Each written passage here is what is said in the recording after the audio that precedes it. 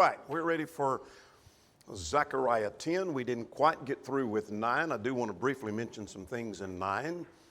So we've got a segment of a difficult book and a difficult section to get through. So we've got a monumental task before us. Let's see what we can do with that. Obviously, Zechariah fits into the post-exile period. We've been talking about that each time.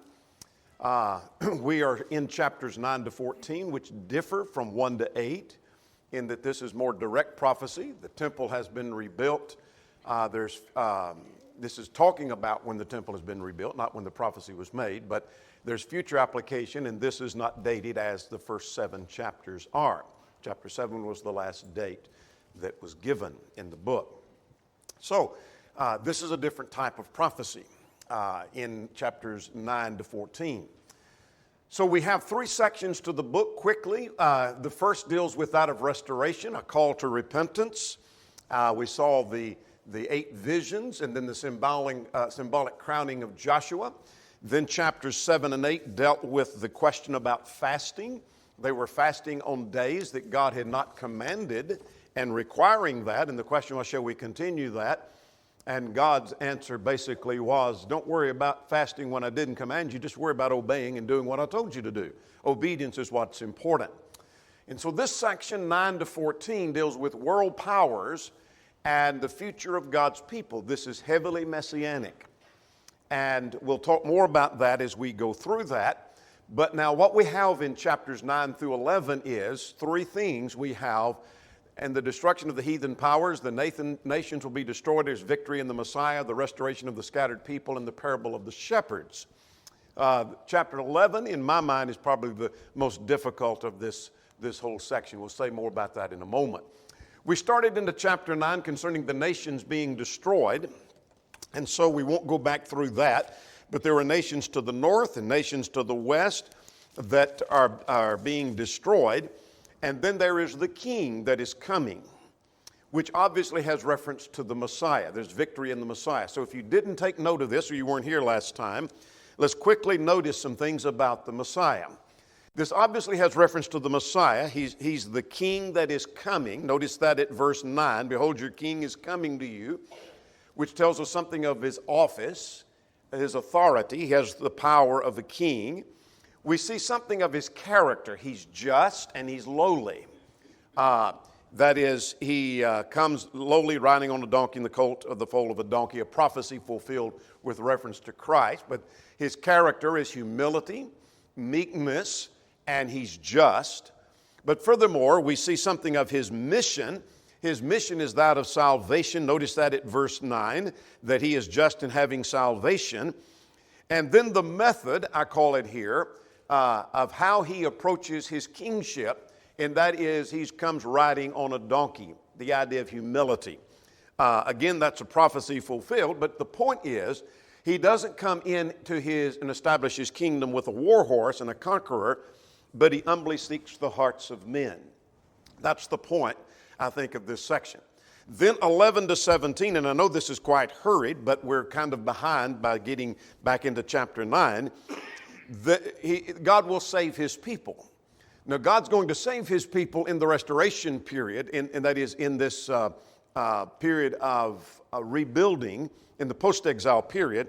But ultimately, that salvation is available and comes through the Messiah. 2 or 3 references here. One is in verse 12, or verse 11. I will set the prisoner free, descriptive of the salvation that's available. I'll restore double to you, verse 12. And in verse 16, God will save them in that day. Now, I want you to notice at verse 17, here is a picture of prosperity and plenty that's going to be expanded on in chapter 10. That's one reason we go back to chapter 9. Chapter 10 is an expansion of 9 and 17. So look at verse 17 of chapter 9.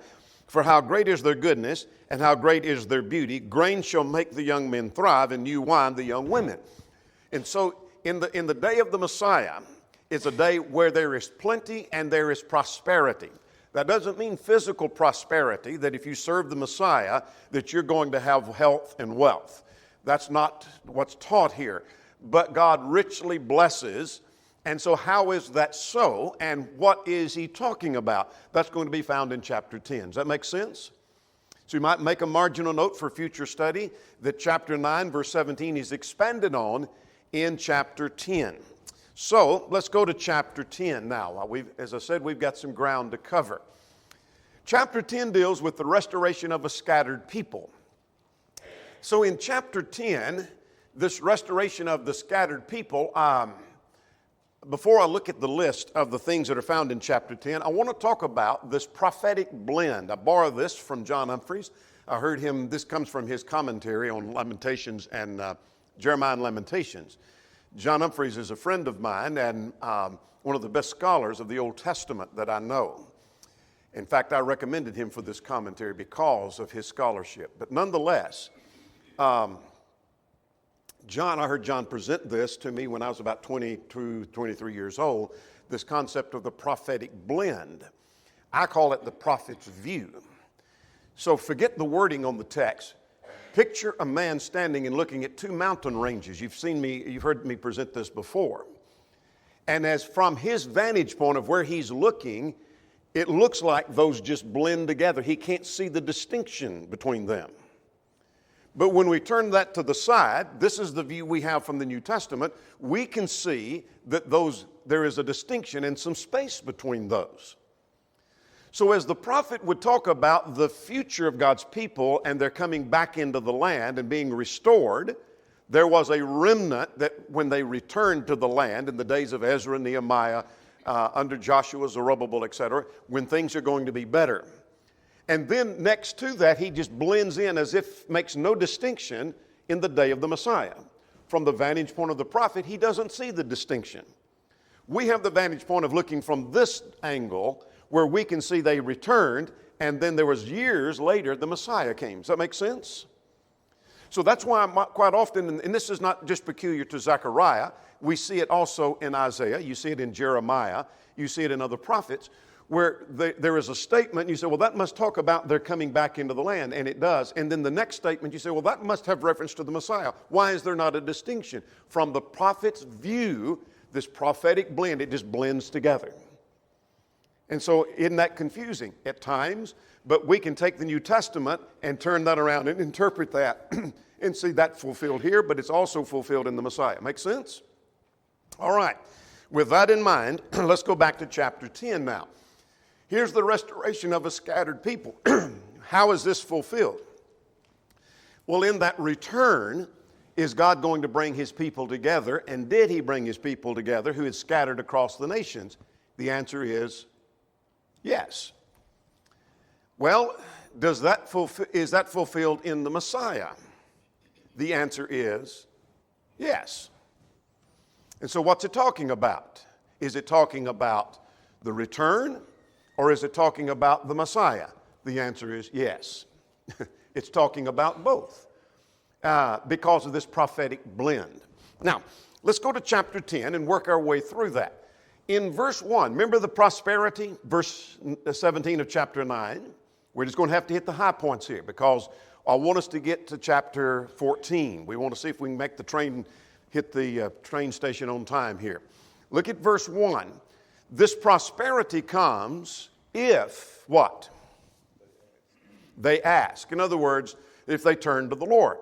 If they ask of the Lord and not of the idols as they had done in past, because the idols are contrasted at verse 2. So ask for the rain in the time of your latter rain, and the Lord will make flashing clouds. So you ask for blessings and prosperity, the Lord will give that. Turn to me and I'll give those to you. Now verses 2 and 3, they were scattered because they had been misled into idolatry. That's why they went into captivity in the first place. Idols speak delusion, diviners envision lies, false dreams. They comfort in vain. And so the people wend, ESV says they wander like sheep. In other words, you'd been misled, and so what you had done is you'd wandered around like sheep that have no shepherd. You were misled by false prophets and by those in corruption and those in sin, and consequently you went astray. We see that in verses 2 and 3. So my anger was kindled against them, and I will punish the shepherds, and I'll punish the goat herds, that's the civil leaders, for the Lord will visit his flock. Now, let's notice at verses 3b through verse 5, the house of Judah will have new leadership. Now, this is talking about God's going to scatter his people. Well, was that true when they came back into the land? Sure, but ultimately fulfilled in the Messiah, and I'm going to show you how I know that here in just a second. Pay attention to verse 3, the house of Judah.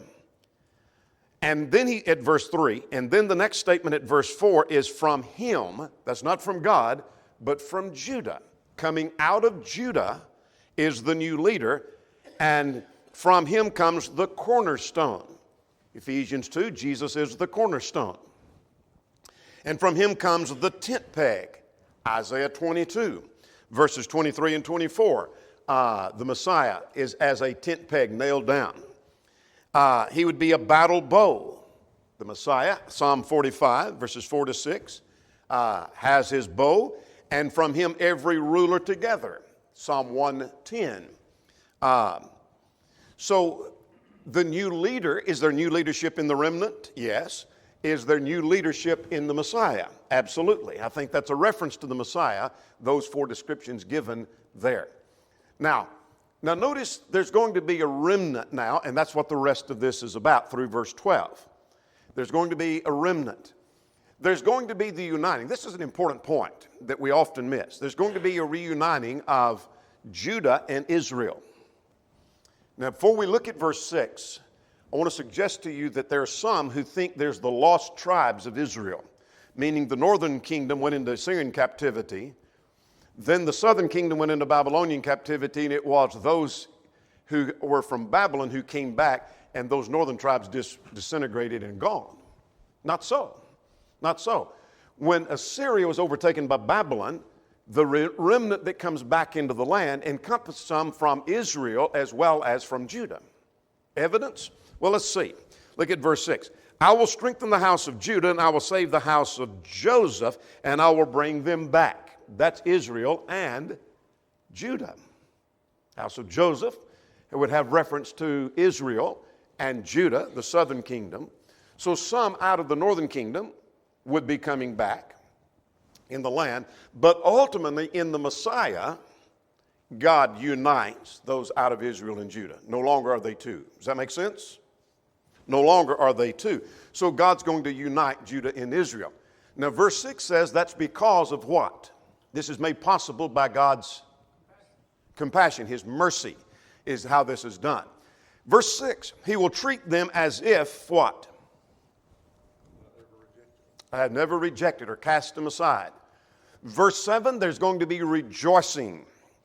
And then verse 8 through 11 is the point is I'm going to gather them from every nation. Notice the wording of this. I will whistle for them and gather them. And so it's like whistling for a herd to come in that's scattered across the fields, and you whistle for them, and here they come. God's going to whistle, and they're going to come from every nation. Some are going to come from Egypt, some come from Assyria, verse 10, etc., and so they're going to come. Well, did that happen in the day of the remnant coming back? Yes. They came back from Assyrian captivity, from Babylonian captivity, wherever nations they'd scattered, they're to come back, return to the land. But ultimately, that refers to people from, finish my sentence anytime, every nation coming into the kingdom. Every nation under heaven. Make sense? All right. All right. Now, let's notice at verse 12, to finish chapter 10, God will strengthen them. So I will strengthen them. As they come back into the land, they are weak. And God will strengthen them. And so God's going to take this nation and will strengthen them ultimately in the kingdom of the Messiah. This is heavily messianic throughout chapters 9, 10, 11, 12, 13, and 14. Make sense? Heavily messianic. Is there any encouragement in this for the immediate nation who hears this? Absolutely. But ultimately, it's an encouragement for us. And so if you were in the days of Zechariah, this would be encouraging to you because you wouldn't fully understand the day of the Messiah. But things are going to be better in the future. That's encouraging. You say, well, that doesn't help me any. Yeah, it does, because talking about your day. This is the day he was talking about. We're living in the day of the Messiah. Make sense? All right, now let's see if we can tackle chapter 11. Chapter 11 is the parable of the shepherds. Now, to me, this a cursory reading, if you had not read Zechariah 11 in some time, maybe it's been a few years back since you've done any serious study, and you read through chapter 11 quite quickly, I doubt the first cursory reading you got the point. And so you go back and read it again, and you think, I still didn't get the point. And it took me several times to go back and get it fixed in my mind, and I may not still have it yet. Here's the parable or the allegory of the shepherds now. What's going on here? Well, he starts off with a lamentation in verses 1 to 3. We got to put this in the broader context. The people of the Jews are coming back into their land, blending this with the promise of the coming of the Messiah. And in that context, he opens chapter 11 with a lamentation. So it says, open the doors, O Lebanon. That would be to their north. And then basically there's going to be the devouring. The fires are going to devour Lebanon. And the oaks of Bashan, that's to the east. You're going to be devoured. So there's the devouring and the destruction all around. But the key, I think, to this is there's a sound of wailing. There's the lamentation. O shepherds, for the glory is in ruins. There is sound of roaring lions, for the pride of the Jordan is in ruins. The pride of the Jordan is in ruins. Now look at your footnote, if you have footnotes. Verse 3, the pride of the Jordan. And what you will see at verse 3 is, or the thicket, or the floodplain. The thickets in Jordan, in other words, describing the territory of Judah. So what he's picturing is there's a lamentation because destruction is going out as far as Lebanon and over to Bashan, and the thickets of Jordan are ruined. What's it talking about? The honest answer is, I'm not sure. Haley suggests, and I think he has good reason, that he thinks it's looking to the utter and complete destruction of the Jewish economy that took place finally in AD 70. The Jewish nation that's coming back into the land will ultimately be destroyed. Why is that? Well, we've got more to go, verses 4 to 17, to help us with that. And I think it does help us with. And so he says that makes more sense than all the interpretations that he's looked at, and he lists several in his commentary. And you're welcome to take a look at that. But he said that fits the context better. And I haven't found anything to argue with that. All right. I know I'm not giving you much chance to talk, but we're trying to keep the train on time, and it's kind of behind right now. So let's keep pushing. Let's talk about the Good Shepherd. Now, this is the most difficult section. God tells the prophet this, feed the flocks for slaughter, whose owners slaughter them. They are flocks that are headed for slaughter, and you go feed them. Who are those that are headed for slaughter? These are people, apparently the people of God, who have been oppressed by rulers. The shepherds that are mentioned at verse 5, I take, are the oppressing rulers, whether that be in the time prior to their return during captivity, and even beyond. They were under Roman rule later in the time of Christ, under the Herods, etc. And he said, I will no longer have pity on them. And so God told him, they are oppressed. And so God tells him to symbolically, seemingly, to go and feed the flocks for slaughter. And so Zechariah said, that's what I did. So some question, is he just talking about this, or did he act this out, God had prophets do that. Isaiah do that kind of thing at times.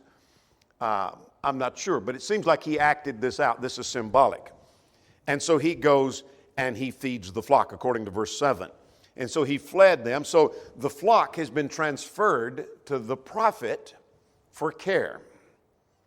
They've been under the wrong leader and wrong leadership, and now transferred to the flock.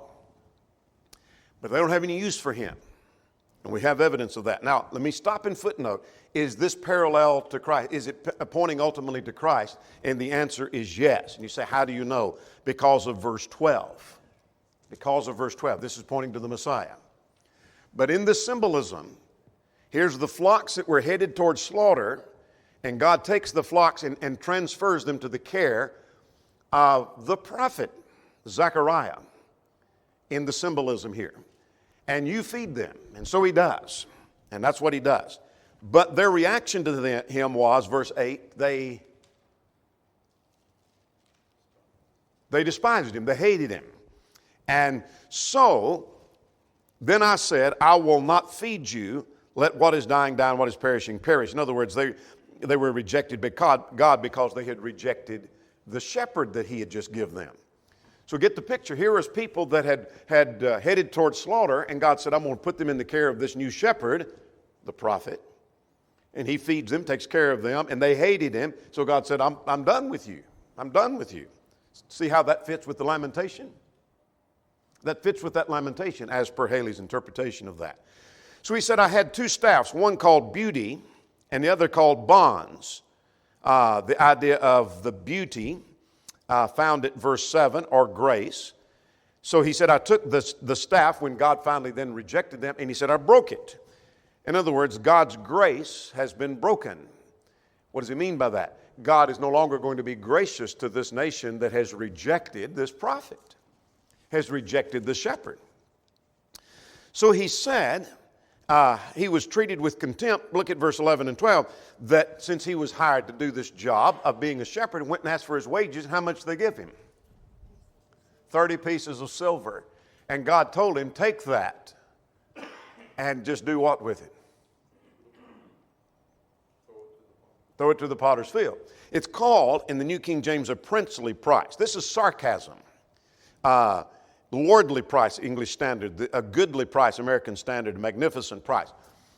It's like if I ask you to work for about 8 hours and come and just work in my yard all day for 8 hours, and when you get through, I say, well, here's $5 for your work. You may say, boy, that's a lot of money. You don't mean that's a lot of money. You mean that's an insult. And that's what he's saying here. That's a lordly price. Whoa, what a magnificent price. 30 pieces of silver for taking care of this flock. It's a sarcasm. It's an insult of what they thought he was worth. Well, when Jesus was betrayed, that fulfills this prophecy for 30 pieces of silver. That was an insult. Is that all he's worth? That's a prophecy concerning the Messiah. And so, he said he took the other bond, or the other staff, which is bonds, and he broke it.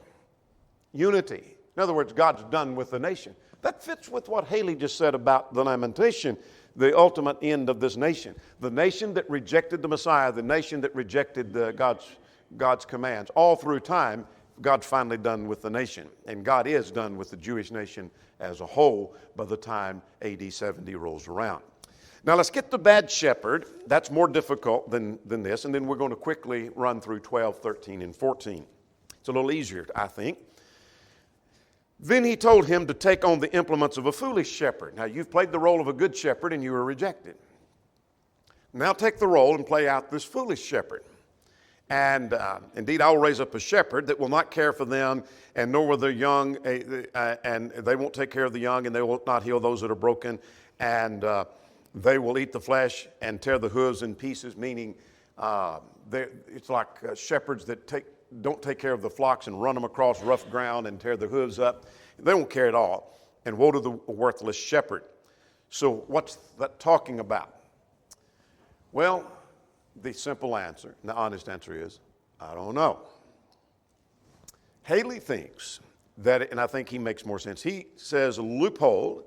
You hear me quote from loophole, and Haley quoted from Loophole frequently.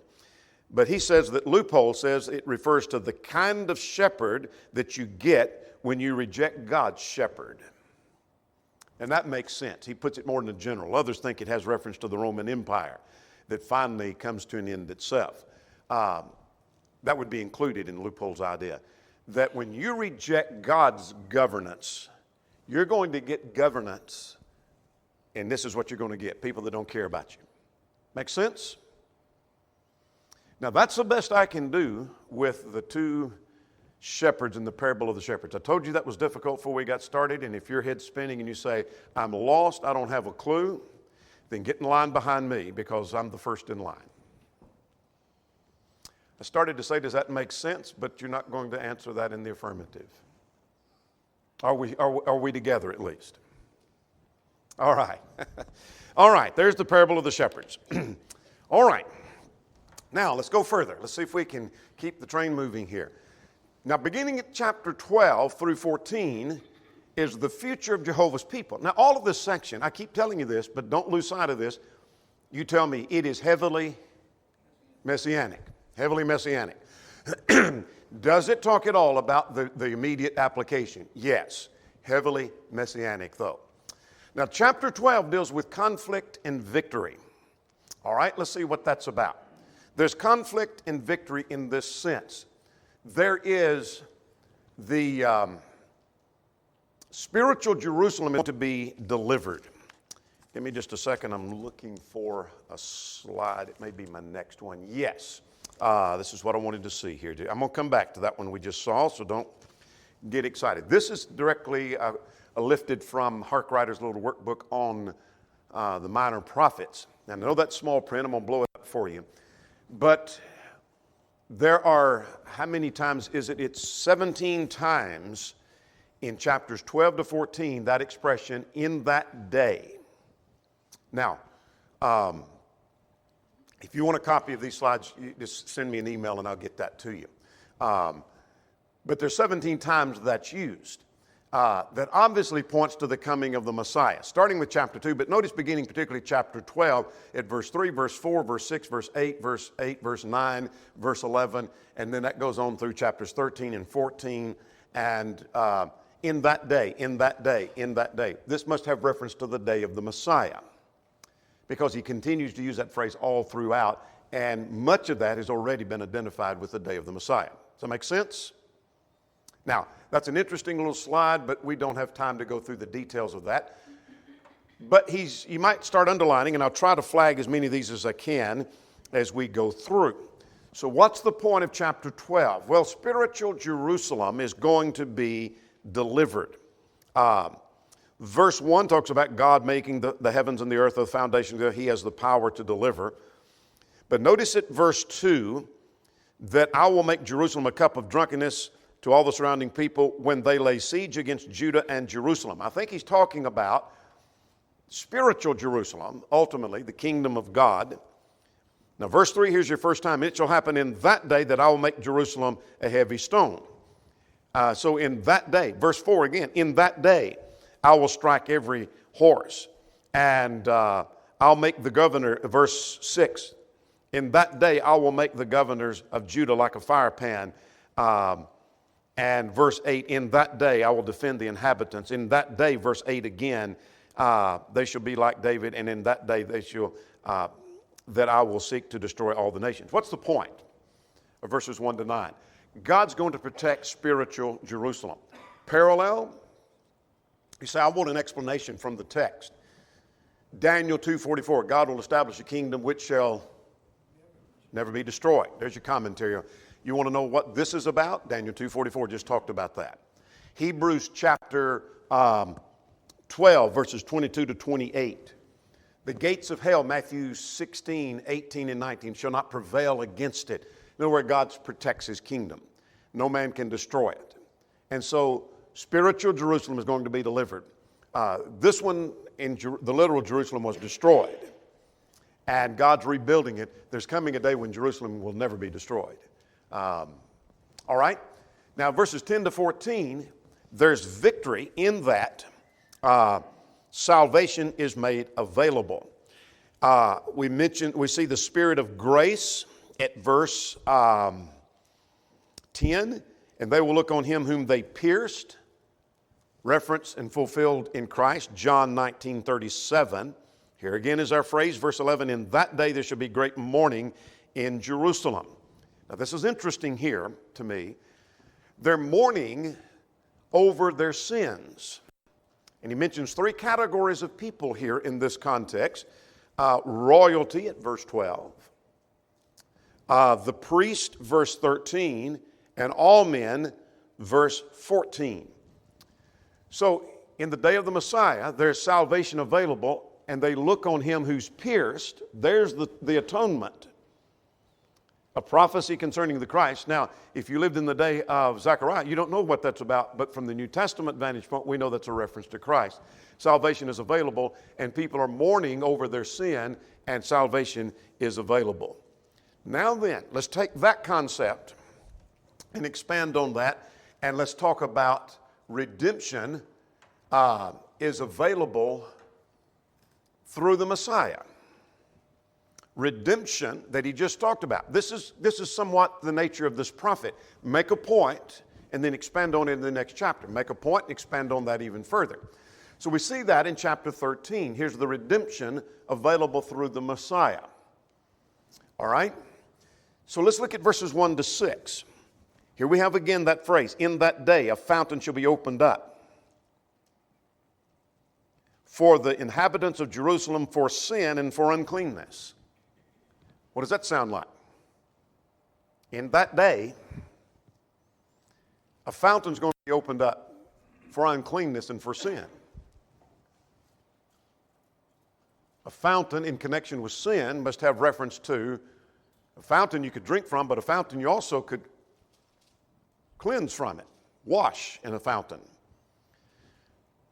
So here is a fountain being opened up that washes away and takes care of sin. Here's that atoning death of the Messiah. And it shall be, here again is the phrase, verse 2, in that day that I'll cut off the names. Unclean spirit will depart from them. Now, interesting at verse 4, 5, and 6.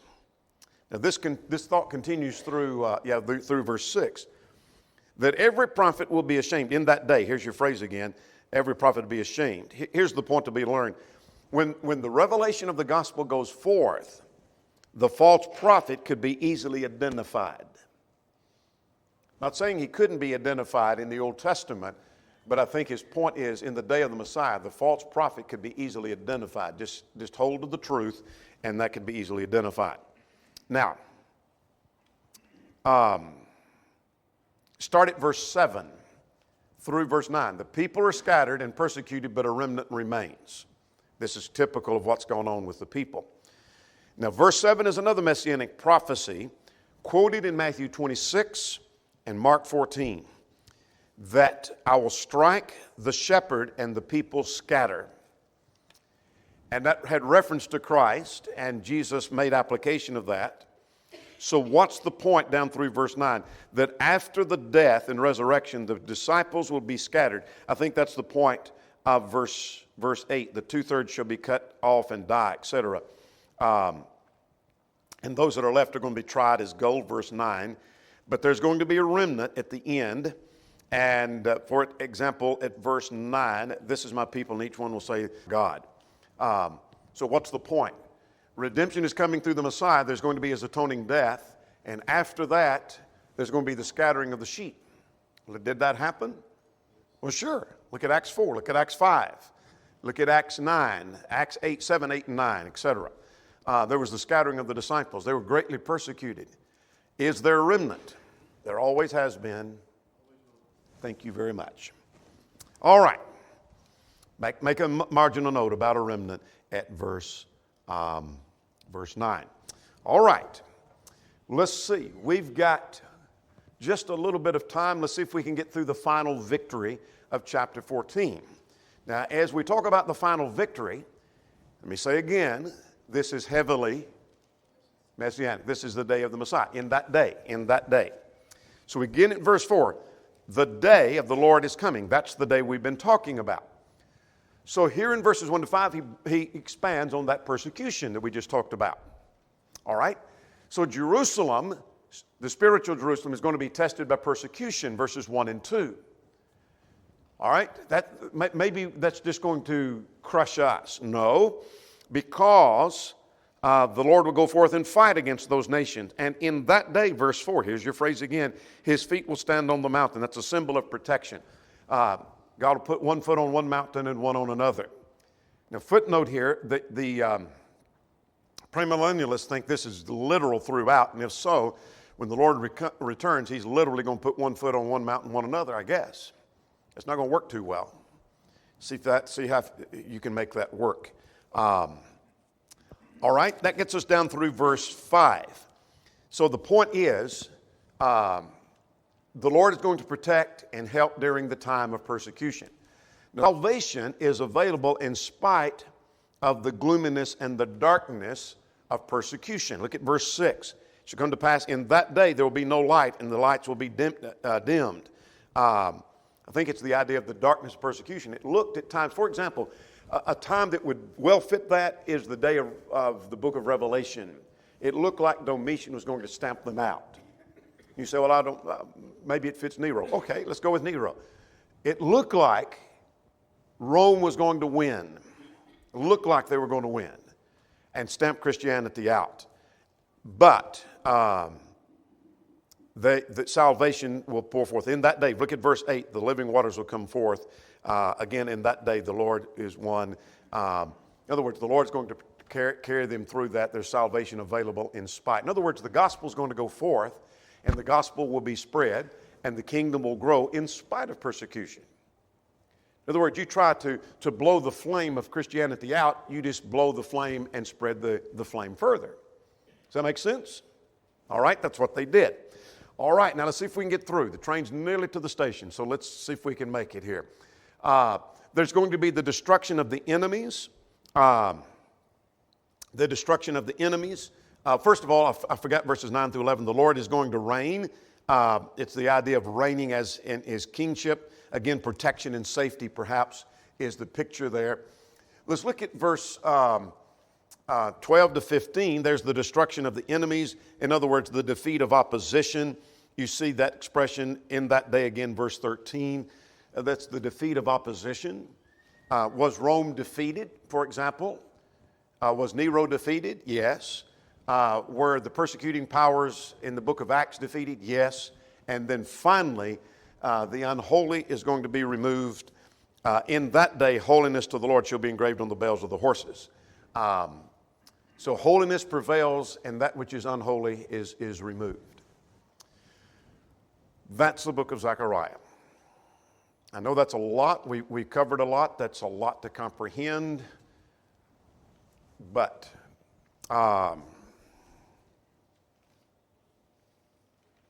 we're going to stop at that. Questions or comments?